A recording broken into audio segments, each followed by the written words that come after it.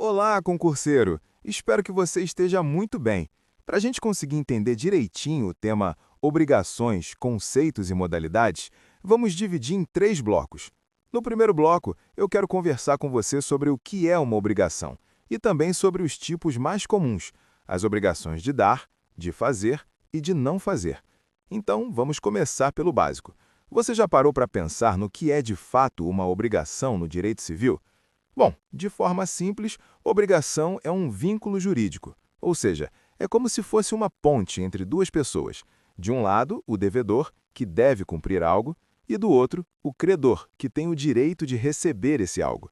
E se essa obrigação não for cumprida, a lei entra em ação para garantir que tudo seja resolvido. Deixa eu te dar um exemplo bem do dia a dia. Imagine que você combinou com um amigo que vai ajudá-lo a pintar a casa no final de semana. Esse combinado gera uma obrigação, certo? Claro que na vida real a gente não chama isso de obrigação jurídica, mas dá para entender a ideia. No direito, essas obrigações podem surgir de contratos, da lei ou de decisões judiciais. Agora vamos falar das obrigações de dar, de fazer e de não fazer. Cada uma tem suas particularidades, e acredite, entender isso com exemplos ajuda bastante. As obrigações de dar acontecem quando alguém precisa entregar algo para outra pessoa. Pode ser algo específico, como aquele carro que você vendeu para um amigo, ou algo genérico, como fornecer 1 quilo de arroz toda semana durante um mês. Coisas móveis, imóveis ou até dinheiro entram aqui. Você consegue pensar em algum exemplo assim que já tenha vivenciado? As obrigações de fazer exigem que o devedor faça alguma ação. Por exemplo, imagine que você contratou um pintor para pintar sua parede. A obrigação dele é fazer o serviço. E aqui tem um detalhe. Geralmente, quem faz o trabalho tem que ser a própria pessoa que assumiu o compromisso, a não ser que o contrato permita que outra pessoa execute. Já as obrigações de não fazer são um pouco diferentes. Elas exigem que alguém se abstenha de fazer algo. Um exemplo bem comum é aquele vizinho que tem obrigação de não fazer barulho depois de determinado horário. Se ele não cumprir, pode gerar consequências, inclusive legais. Já passou por algo assim? E olha, essas obrigações ainda podem ter desdobramentos interessantes. Por exemplo, uma obrigação de dar pode ser indivisível. Sabe aquele quadro de artista famoso que só existe um exemplar? Ele é indivisível, não dá para dividir entre várias pessoas. E a obrigação de fazer pode ser solidária, quando mais de uma pessoa se compromete a realizar o serviço. No próximo bloco, a gente vai avançar e falar sobre obrigações solidárias e indivisíveis de forma mais detalhada, além de abordar a mora e o inadimplemento. Isso vai mostrar o que acontece quando o devedor não cumpre a obrigação no tempo certo ou da forma combinada. É essencial entender isso para proteger o credor e manter o equilíbrio nas relações jurídicas. Olá, concurseiro! Que bom ter você de volta! No bloco anterior, a gente conversou sobre o que é obrigação e os tipos mais comuns: dar, fazer e não fazer. Agora, vamos avançar e falar sobre algumas situações que costumam gerar mais dúvida em prova: obrigações solidárias e indivisíveis, além de mora e inadimplemento. Vamos começar pelas obrigações indivisíveis. Para você entender, pensa comigo em um exemplo do dia a dia. Imagine que alguém encomendou um mural para uma parede. Esse mural não pode ser entregue aos poucos, certo? Ele só existe quando é entregue completo. No direito civil, é a mesma lógica. A obrigação indivisível é aquela que só pode ser cumprida por inteiro. Não dá para dividir entre várias pessoas nem em várias partes. Então, se houver mais de um credor ou devedor, a obrigação continua inteira para todos. Agora, vamos para as obrigações solidárias, que têm uma dinâmica diferente. Aqui, cada devedor responde pelo total da obrigação, e cada credor pode exigir o total do cumprimento. Vou te dar um exemplo. Imagina que você e 2 amigos compraram juntos um equipamento caro para um projeto. A dívida ficou registrada em nome de todos.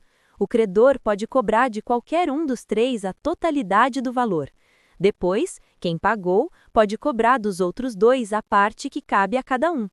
Percebeu como funciona a solidariedade? Ela existe para proteger o credor, garantindo que ele receba o que tem direito, mesmo que algum devedor não cumpra sua parte. Agora, vamos falar de mora. Mora acontece quando o devedor atrasa o cumprimento da obrigação. Sabe quando você empresta um livro a um amigo e ele promete devolver em uma semana, mas demora mais do que combinou? Isso é mora. Na lei, ela gera consequências, como juros ou indenização, dependendo do tipo de obrigação. E por último, mas não menos importante, temos o inadimplemento. Ele acontece quando a obrigação não é cumprida de forma correta ou não é cumprida de todo.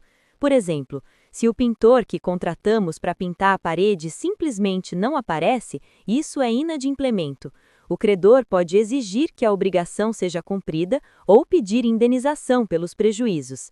Ah, e atenção! O inadimplemento pode ser total, quando a obrigação não é cumprida de jeito nenhum, ou parcial, quando apenas uma parte é cumprida de forma incorreta. Esses conceitos são fundamentais para entender como o direito civil protege quem tem o direito de receber algo. E olha, não pense que é coisa só de livro. No dia a dia, a gente se depara com situações parecidas o tempo todo: dívidas entre amigos, contratos de serviços, aluguel, prestação de serviços ou até compras em grupo.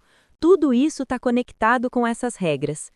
No próximo bloco, a gente vai finalizar o tema, falando sobre a extinção das obrigações. Vamos entender como e quando uma obrigação deixa de existir e ver exemplos práticos que mostram como o direito organiza essas situações de forma justa e equilibrada. Olá, concurseiro! Chegamos ao último bloco sobre obrigações. Até agora, já vimos o que é obrigação, os tipos de obrigações de dar, fazer e não fazer, e avançamos para as obrigações solidárias e indivisíveis, além da mora e do inadimplemento. Agora vamos falar sobre algo que fecha todo esse ciclo, a extinção das obrigações.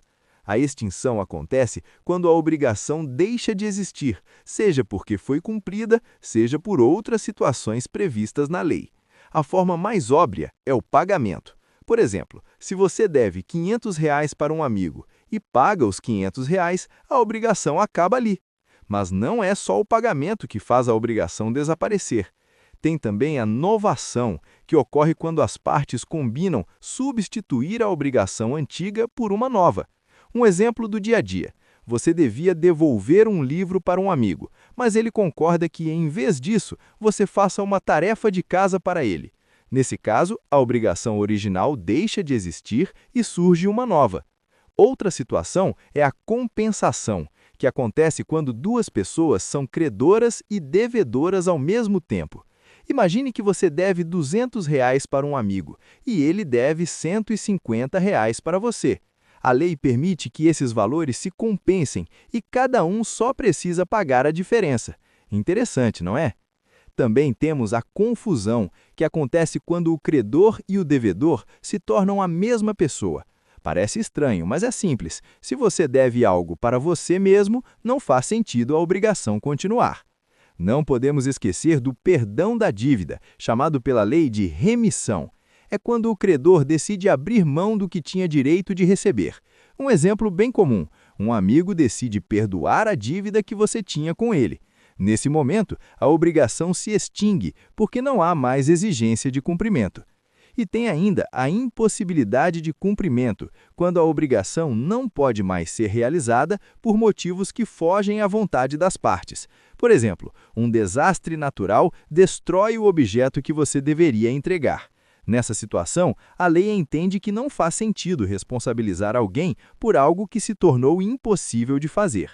Viu como o direito civil está sempre preocupado em organizar as relações entre credor e devedor de forma justa e equilibrada?